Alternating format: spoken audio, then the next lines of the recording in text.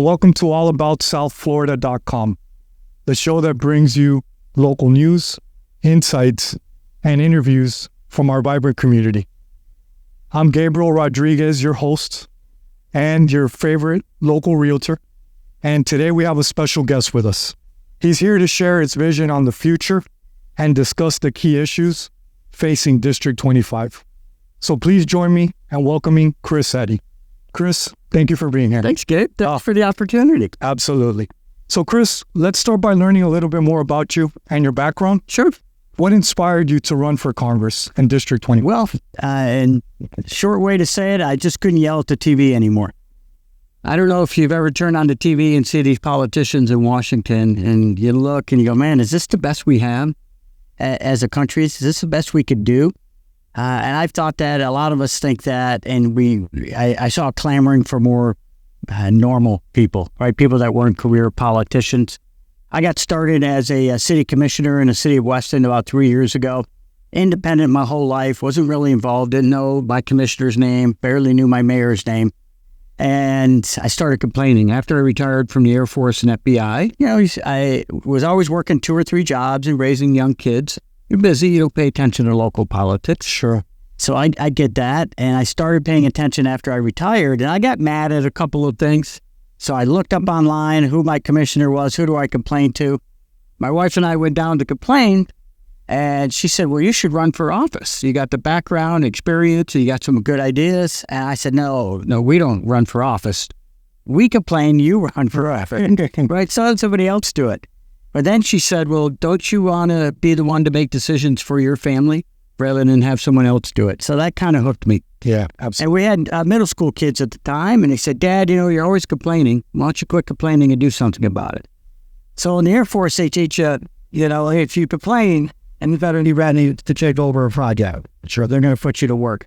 So that's exactly what happened. We actually got in at the very last minute of the race. We only ran for 4 months. I say we because my wife and I were a team. We got a 4-month race, and we ended up in a 3-person race, winning the most votes in city history. It was maybe a signal to me that there was an appetite for some common sense. Sure. Out there.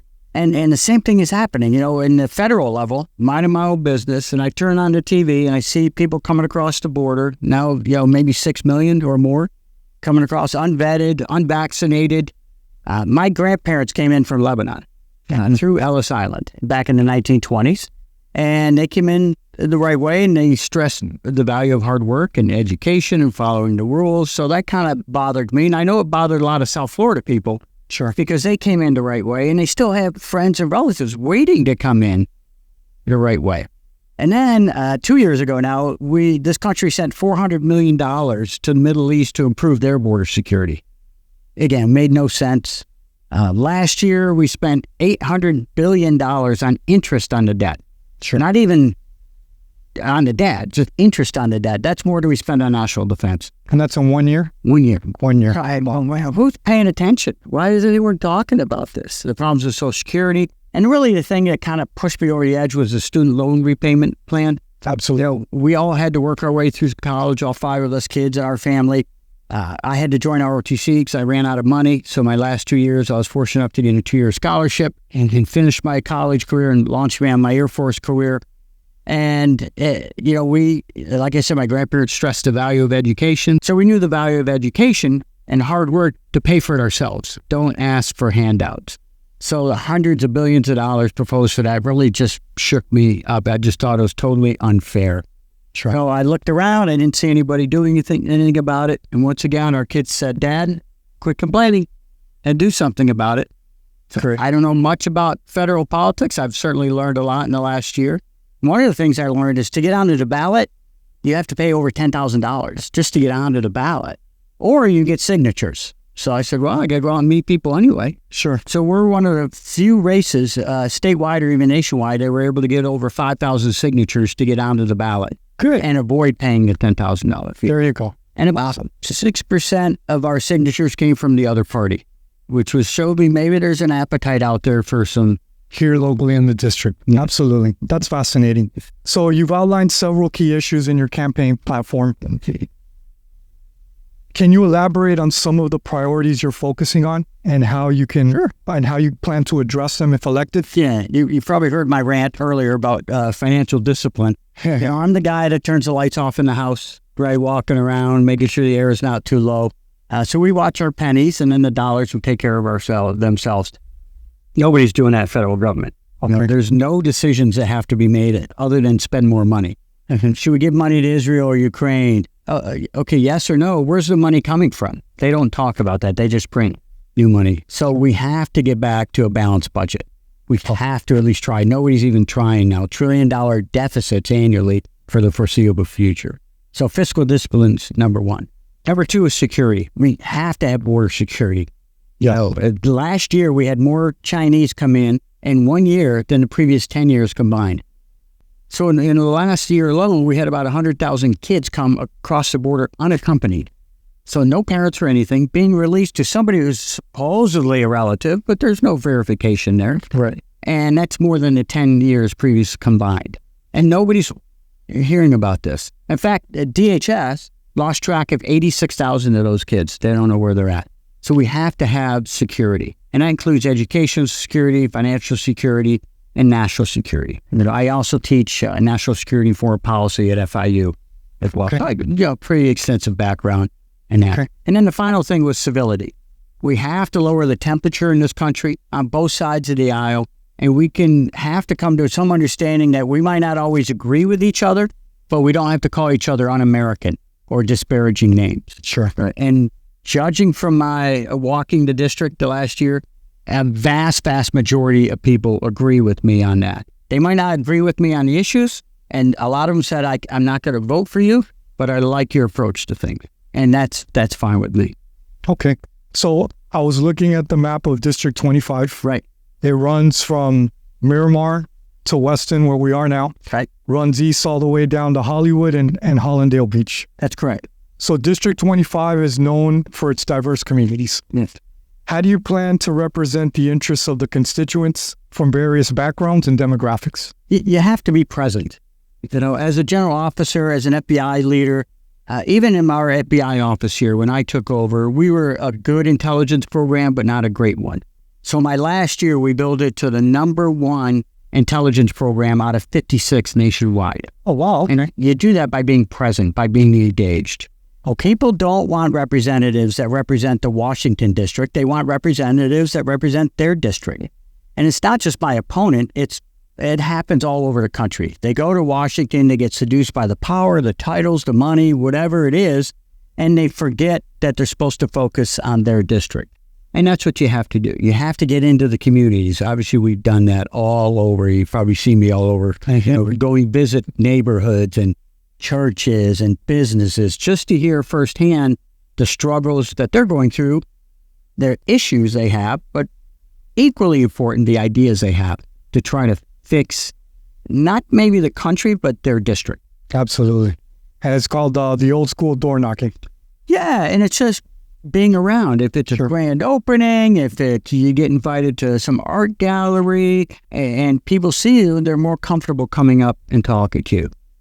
And you just can't stay in your cubicle or your office as a leader. You have to go out and know your people so they're comfortable coming up to you and talking to you. And that you're respectful to them, right? You're not yelling at them and calling them names like happens nationwide. Okay. So it's clear that you have a strong vision for District 25. So how do you plan to work across party lines to find common ground and achieve bipartisan solutions to the challenges that we face as a nation? That's a great question. I was an independent my whole life because I didn't think belonging to a political party was commensurate with being in the FBI or the Air Force. I didn't want somebody to look at my analytical products and say, well, you only did that because you're a Democrat, or you skewed it because you're a Republican. You can't win as an independent, unfortunately, the way the system is set up. So I did join the Republican Party over a year ago. But both sides have had their issues messing up this country. With the issues I talked about, civility and financial discipline, and obviously with security-wise too. Mm-hmm. So how do you fix it in a bipartisan approach? You have to find people who are willing to do that in Congress. Some aren't. Some are going to stay to their extremist views on both sides.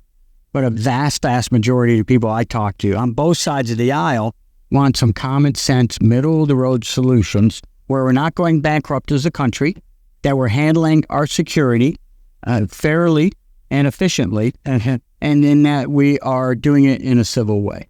Sure. No, that's an important perspective. Now, as we look ahead, what are your priorities for economic development and job creation in South Florida? Yeah, you have to unlock the potential of people. I've done that as a city commissioner in Weston, where we changed the laws to make it more flexible for businesses to open, to operate, and to be successful. These last 3 months, something's going on here with the economy in South Florida, but over 90% of the businesses I speak with are struggling. It doesn't matter what sector they're in. So in some of that, it could be, local conditions, but a lot of it is the inflation. And where does inflation come from? I have a 93-year-old mom up in New York, and she doesn't understand Fed policy and spending $1 trillion on post-COVID wastefulness. But when she goes into the supermarket, she sees the price of eggs go up, the price of bread, everything has gone up across the board. That's the part that most people see. Right. So how do you fix that? You quit wasting money. You have to show that the government is fiscally responsible to bring down that inflation rate. I know the current administration likes to claim that the rate is lower than it was, 9%. But again, it's compounded. So when your food costs are over 40% more than they were 3 years ago, sure, people feel that. Yeah. They don't have that discretionary income. And with interest rates higher, which is driven by inflation, that costs people on their credit cards, their car payments, their flexible house payments. And we all seen the price of insurance go up.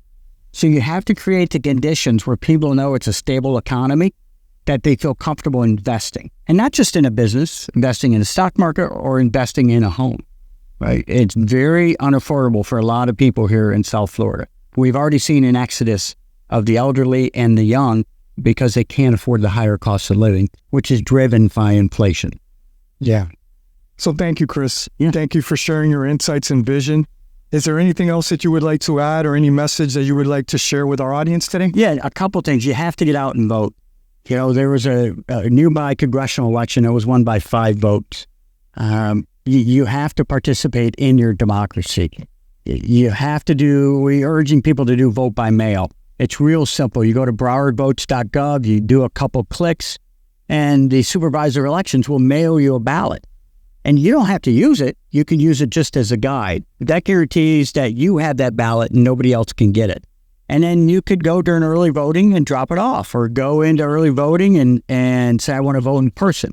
And they'll let you vote in person. So browardvotes.gov, just make sure you're signed up there.